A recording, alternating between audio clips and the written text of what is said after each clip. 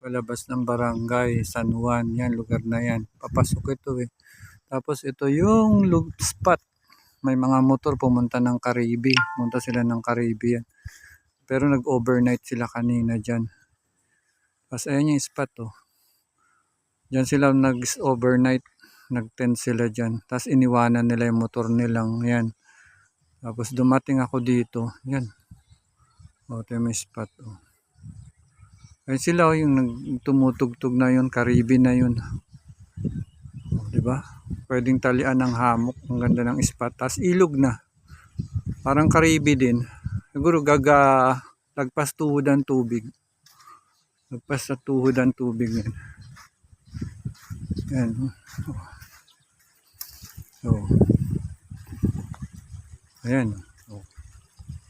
May kahoy pang baka ganun. Tapos ayan. Whoosh. Linaw din ang tubig. Ayan oh, linaw ng tubig.